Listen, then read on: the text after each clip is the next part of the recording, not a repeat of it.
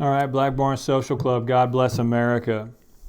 By special demand, or special request, I should say. Gabe has asked me, EDH Boulevard on YouTube, you probably already know his stuff if you're into boots. He's asked me to compare a couple of boots that I've recently got, just so he can get a better feel for what he should get next in terms of last and sizing. And that's just a conversation we've got going back and forth for a while, because to give you a little context, people's feet are different, boot shapes are different, companies are different, and it's really important to dial in what your feet need in a boot, what size last you need. Now let me for all the folks in the back that says, hey Jimmy, what's a last? A last is the form, it's the mold that the leather is stretched around. A last, it affects two things. One is it's the shape that you see here, and it's also the three-dimensional shape that this thing is pulled around. So it has everything to do with the volume of the boot, the instep of the boot, the arch, all that. It's all baked into that mold, and what you're looking for on this search is somebody that has a mold out there that's fits your foot like a glove. A lot of other things go into whether a boot's comfortable or not: the thickness of the leather, the thickness of the sole and the midsole, and how all that's put together, and does it give you support, and is there a shank? There's a lot of things that go into boot making that would help tell you that that's going to be a comfortable boot or not. But the first thing that you want to kind of think about is, does it match the shape of my foot, or is it trying to force my foot into something? Is it choking my toes down to a point? Is it taking a right and my foot wants to go left? By the way, I don't know if that was backwards, but in fact, I think I said it backwards. You get it. It's okay. Well, we won't edit anything.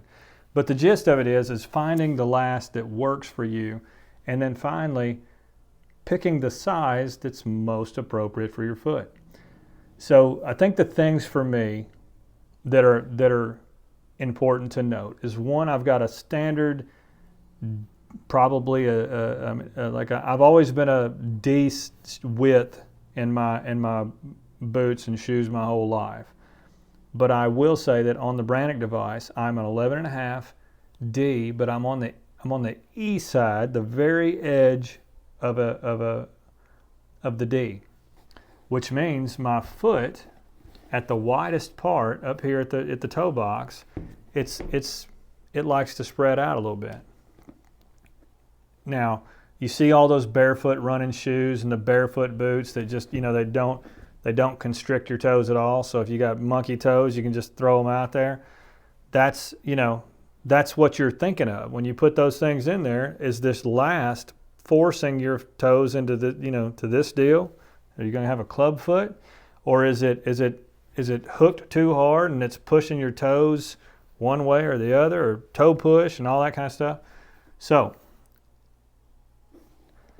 let me tell you about the boots real fast for all the other folks, and then we'll just get straight down to what makes the Floyd last, which is, and the 602M last. So I'm going to tell you the differences I feel like, as according to me, what I think the differences are.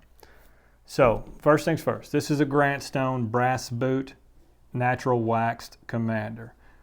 Such a gorgeous looking boot.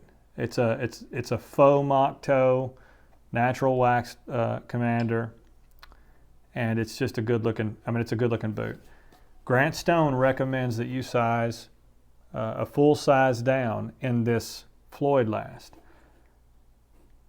Everybody's going to be different. Don't quote me on that. Go check the website. But they do say in this extra wide, their largest last, the Floyd last, they say size a full size down. I've got a pair in there that I'm sized 11.5, which is my size. They're a little bit big. This I sized a half down. Fits me much better. This is the 602M last from Parkhurst Boots. Parkhurst They're one of my favorite gentleman type boots. They make the just a lot of variations of a classy, dressier boot.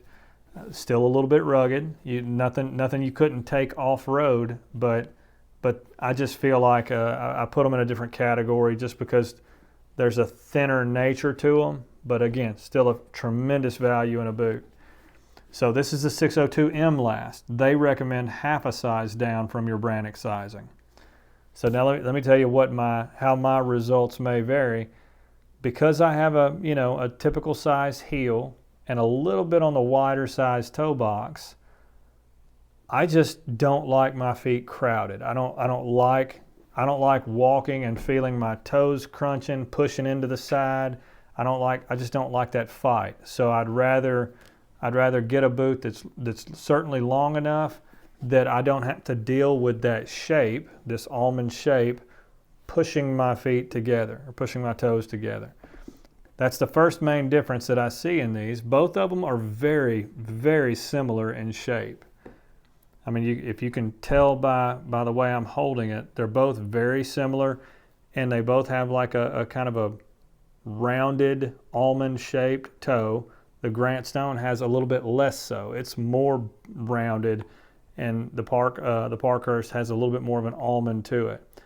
Now, where I think that makes the difference, to me, is on this outside edge of the Parkhurst. If you can see that with me, I think the Grant Stone is not as narrow up here, so it allows this edge, this outside edge, to take a wider turn back to the toe.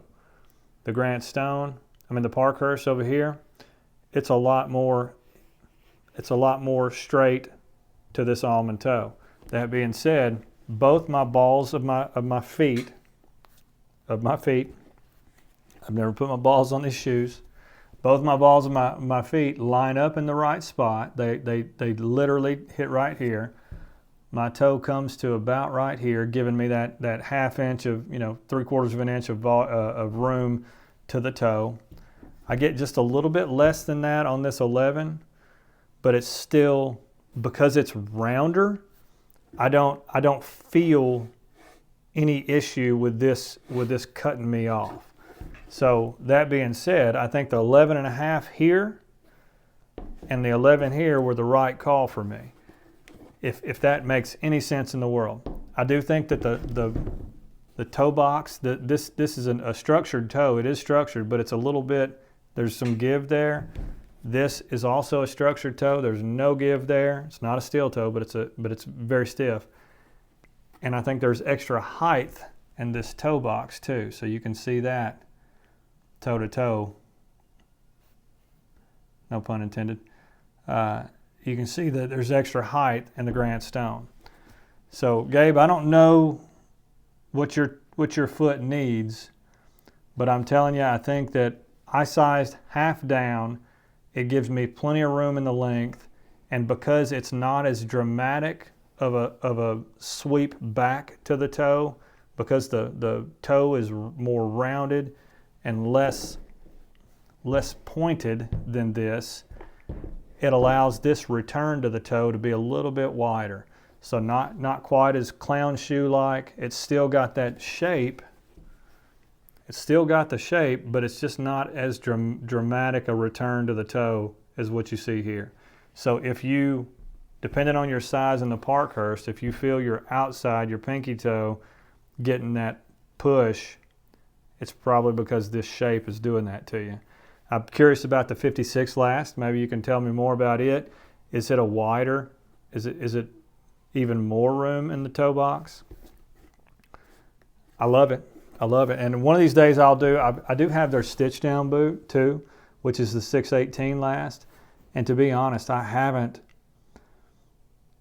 spent enough time in that boot to really, I got in an 11.5 also. I'm pretty much staying with 11.5 in the Parkhurst. I would be fine to go down to you're talking about 1/4 of an inch in length, but it makes a lot of difference where the shape starts to form your foot or starts to push your foot. So all that being said, I'm going to stick with that here in an 11.5 Parkhurst. So I'm staying true to size there because of my foot shape, and I'm loving the half size down in the brass boot, Grant Stone. So hope that helps. You guys be blessed. Talk soon.